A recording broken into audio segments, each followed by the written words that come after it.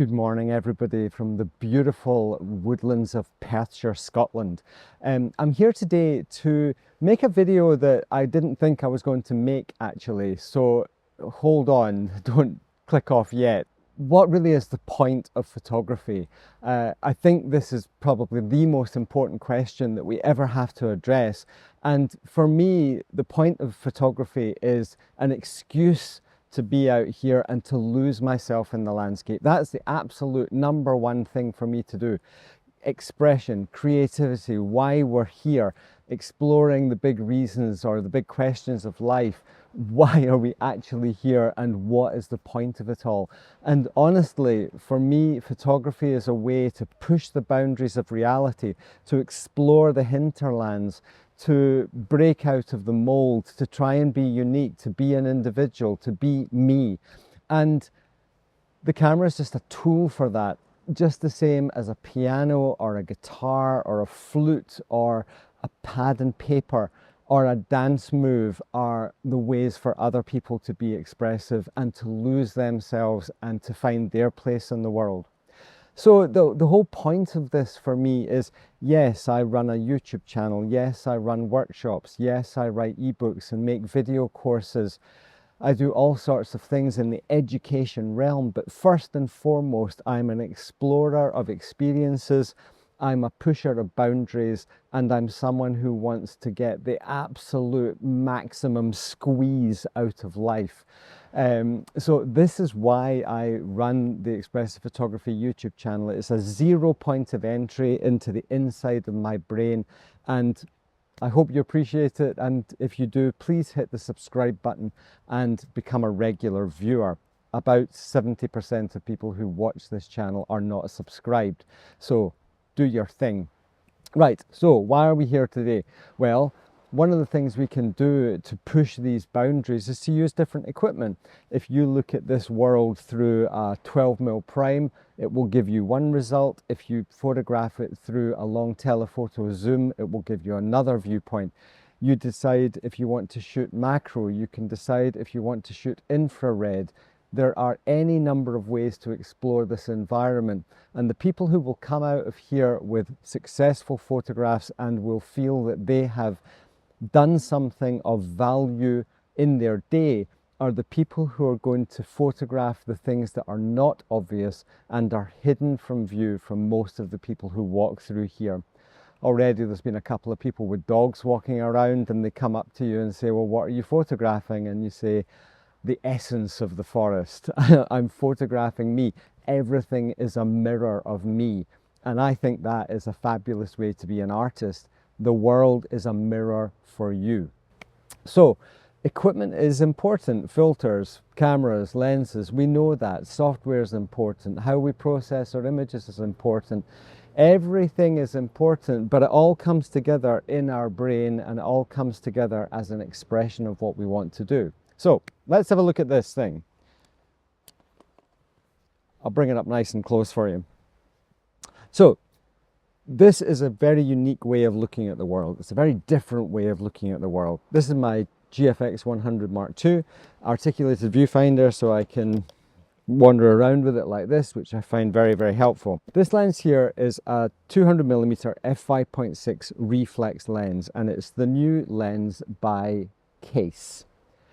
Kase, well known for making very, very top quality filters. I've been a global ambassador for about 5 years, and they've sent me this lens to see what I think, to say what I feel, and I get to say what I want. So I think that's the key thing. I haven't used a reflex lens since about 1980, when it was a more common way of packing a lot of focal length into a very small package. This is quite a light lens. It only weighs 420 grams or so. Is that a pound? I don't know in old money. You guys in the States can correct me, I'm sure. So it's a very light thing, and obviously most of the weight here is in the GFX. So I can wander around with this thing and explore the world, and what it does is it creates these really funky bokeh. It's because, I'll show you that there, because it has this weird looking front element, there's a mirror here, and the light comes into the lens, bounces off reflective surfaces at the back or the sides of the lens, bounces it back onto the front of the mirror, and then back onto the sensor.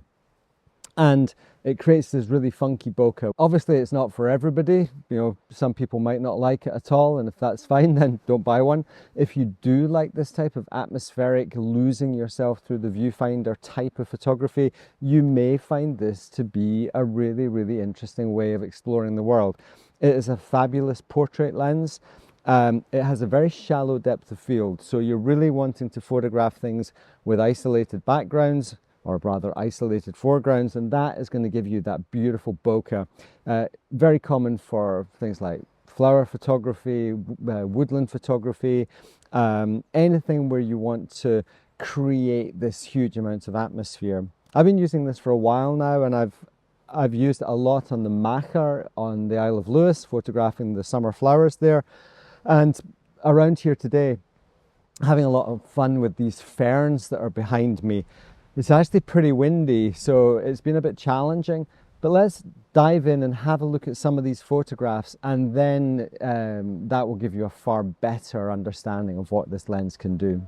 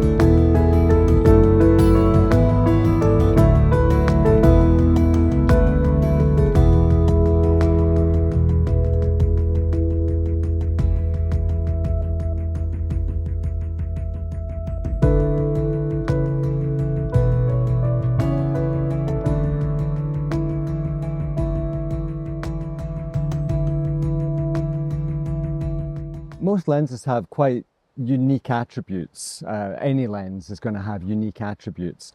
And one of the things with this one is that it has quite a long minimal focal distance. Typically, I think it's on the scale here, it says 2 meters, which is what, 6 feet or so. So 6 feet is quite a long way in front of you. So it even though it gives you an effect that's quite like a macro lens, it's not.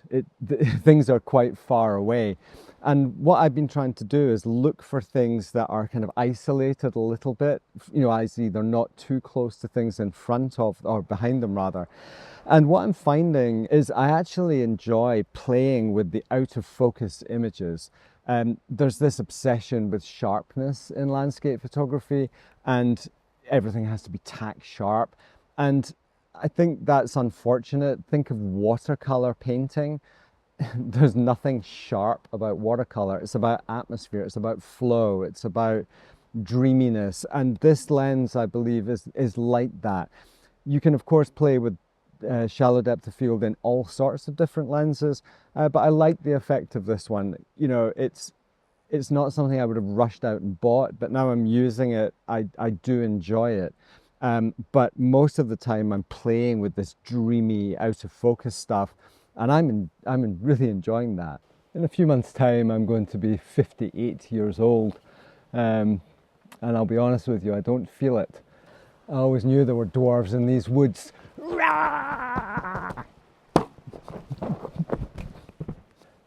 I still feel like I don't feel that far removed from the child I was when I used to run around here, gosh, 40 plus years ago, exploring the world for the first time, exploring it as an adolescent, exploring as a teenager, with all of the confusing thoughts that I had in my head with regards to members of the opposite sex, or music lyrics I was listening to, or my own academic pursuits, or whatever it might have been. And I think one of the things I've really come to terms with is the fact that life is about exploring. Life is about squeezing every ounce of experience out of it. And the tools that I use to explore the world may have changed, but this is just another tool. And is this the only way to be expressive? Of course not. Is this the only way to be creative? Of course not. Is this the only way to articulate your perspectives and perceptions of the world? Insert, of course not, at the end of that sentence. And I think for me, on the expressive photography journey that I am on, or my creative journey as I'm on, the important thing for me is to not feel constrained. I think that's probably the most important thing for me. I don't want to be constrained by societal expectations. I don't want to be constrained by what you expect from me as an educator or as a photographer. I want to push every boundary. I want to climb every hill to see what's over the next horizon.